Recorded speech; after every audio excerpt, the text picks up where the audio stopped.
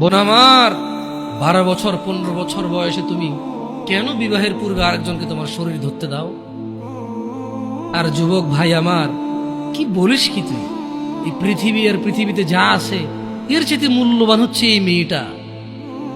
তো এরকম মূল্যবান একটা জিনিস ওর ধরে ছুঁয়ে তুই ওকে ওর মূল্য কমিয়ে দিবি? এত বড় জুলুম ওর প্রতি তোর! তুই আল্লাহকে ভয় করিস না তাই বলে এতটা কি বলিস তুই? তুই কি কারো গাড়ির গ্লাস ভাঙছিস জীবনে? না। কেন? ওর লস হবে। তুই কি কোনোদিন কোনো মানুষকে ঘুষে দিছিস? না। কারণ তাহলে ও বেচারা কষ্ট পাবে।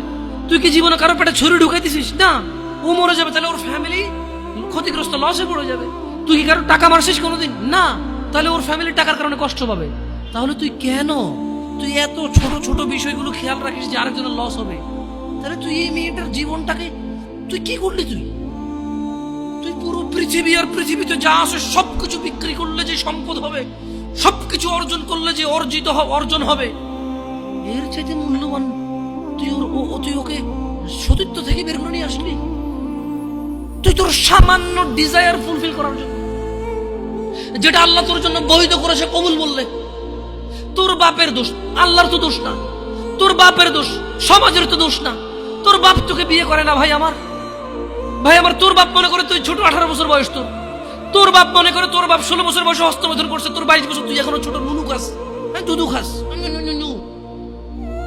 তোর বাপের অজ্ঞতা, ইসলামের দোষ দিবি কেন তুই? এটা তোর বাপ 13 বছর বয়সে চাস্তমন জাটতমন নিয়ে পালাই গেছে, এরপরে সবাই মিলে ধরে আনছে।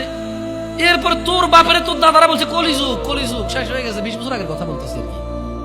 তোর বাপ 14 বছর বয়সে লুকায় লুকায় খেরেছিন ওই কি।